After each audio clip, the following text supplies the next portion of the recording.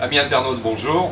Nous voici aujourd'hui à la Colombe avec mon ami Pascal Bonamy, immense chef varois. Ça aussi, j'en dis. Merci, bonjour. Avec qui j'aime bien partager des moments autour de la cuisine et des accords mets vins. Alors aujourd'hui, on vous a concocté un joli menu avec une entrée, un poisson, une viande et un dessert qu'on a travaillé autour de mets plus ou moins régionaux ou pas, et qu'on a travaillé justement de façon avec quelques petites touches un peu autour de la précision, autour des épices et des aromates qu'on va décliner. Et donc là, Pascal va vous présenter les plats, et puis ensuite je reviendrai vers vous pour vous proposer les vins justement qui se poseront et mettront en valeur tous ces plats que vous pourrez réaliser assez facilement à la maison sans avoir besoin d'avoir fait des études de cuisine. Non, on va aller sur des choses relativement simples avec oui, effectivement quelques produits locaux qu'on mélange avec des épices et qu'on essaie de structurer des plats qui sont un petit peu rigolos et assez faciles à faire et assez rapidement. Alors, qu'est-ce que tu nous as préparé? Alors, on est en pleine période de la Saint-Jacques, donc de la Saint-Jacques. Pas de Méditerranée, hein, de Bretagne. Non, de Bretagne, ouais, c'est là où ils font les vins. Avec qu'on va faire avec un petit peu d'orange, citron vert, sel, un petit peu de fleur de sel, poivre de Timut. Je sais que tu aimes bien ça. Ouais. Et accessoirement, on peut mettre aussi un petit peu de caviar, mais c'est vraiment accessoire. En proposant une variante. Voilà, voilà, c'est une petite variante qui va donner un petit peu, plat un petit peu plus riche. Allez, on va préparer rapidement notre premier plat. Alors, on va prendre les Saint-Jacques et qu'on va escaloper finement. Voilà. Donc là, il faut un bon couteau. Déjà, c'est la base. C'est comme si on te servait un bon vin dans un gobelet, quoi. Ouais, dans les verres en métal. On sait que ça marche bien.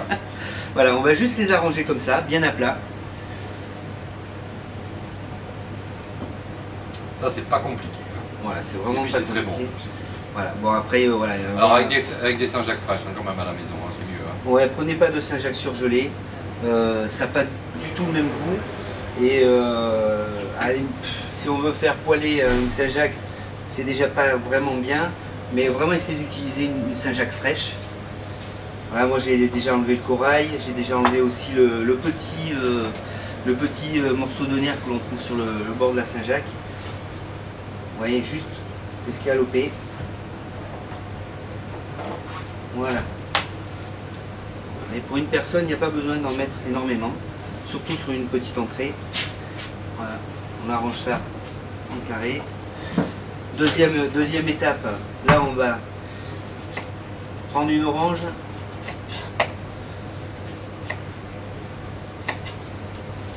Rapidement, on enlève la peau, ça s'appelle pelé à vif.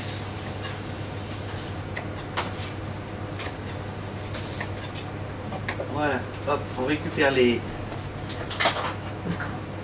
au-dessus, on va les poser. On va en mettre pas, faut pas en mettre de trop, hein, juste 3-4 morceaux. Jusque là, c'est pas compliqué. Hein. Voilà. Je crois que même moi, je peux le faire. Voilà, on les laisse juste comme ça. On va prendre notre citron vert. On coupe en deux, on met un tout petit peu de citron vert par-dessus. Voilà, ça va permettre de cuire la Saint-Jacques. Un petit peu de sel, de fleur de sel, comme ceci. On prend un petit filet d'huile d'olive, comme ceci. Et ensuite, à la fin, on prend le poivre de Timut, ce qu'on a dit. La particularité du poivre de Timut, je pense que tu peux l'expliquer, tu le connais bien. J'adore. Le poivre de Timut, ouais, moi c'est un des poivres que j'aime bien, c'est un poivre du Népal, qui a la particularité justement d'apporter effectivement de la force au plat, mais de sentir le pamplemousse. Donc il n'apporte pas que du goût, il apporte surtout du parfum, et je trouve que c'est un parfum qui est passionnant justement, qui permet justement de vraiment influencer le plat et de effectivement modifier son choix de vin à l'arrivée. Voilà, on va mettre juste un petit peu de zeste, voire ou alors on peut le râper par-dessus. Mais voilà, votre plat est pratiquement fini. On va juste essuyer les bords.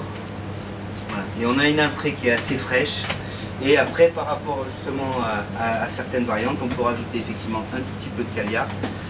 par petits grains, mais vraiment très peu, qui va apporter un côté iodé un peu supplémentaire par rapport à Saint-Jacques qui est assez douce. Voilà, ça c'est le On verra les vins après. Je suis là-dedans. Je voudrais que juste me rappelles un grand principe que tu m'as donné il n'y a pas très longtemps. Ouais. Quand on fait un plat, avec c'est un choix de la couleur par rapport à la couleur du plat. Il y a plusieurs principes. Il faut respecter les accords, enfin pas les accords. Il faut respecter la texture du plat avec la texture du vin, voilà. D'une façon générale. Privilégier la texture plutôt que les arômes finalement. Puis ensuite, on adapte un plat puissant, un vin puissant, un vin fin, un plat fin.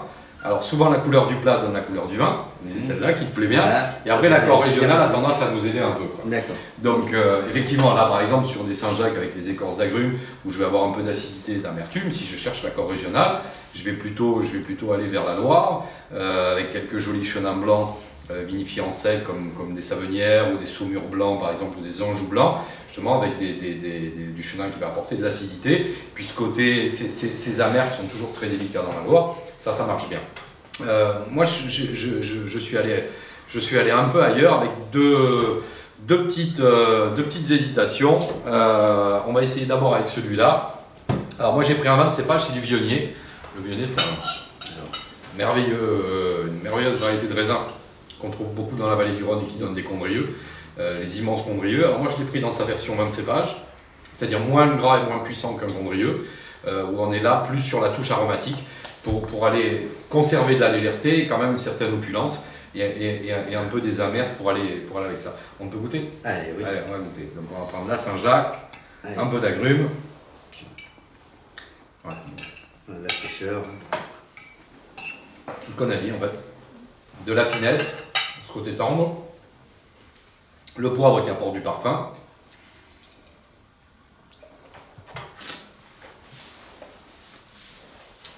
Ouais, et le vin fonctionne pas mal.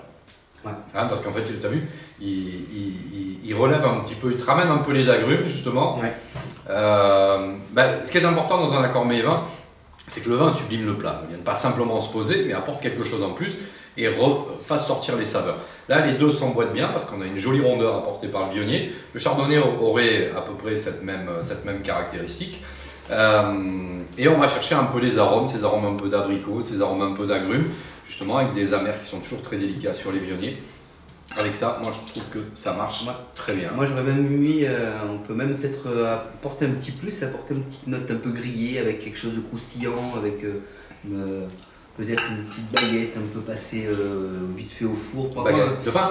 Oui, un petit morceau de pain, oui. un petit truc croustillant qui va venir un peu apporter une petite texture supplémentaire. Alors si tu amènes ça, ce qui est une bonne idée, là à ce moment-là on changera de vin, parce que là on est vraiment dans la pureté du fruit, du plat et du vin.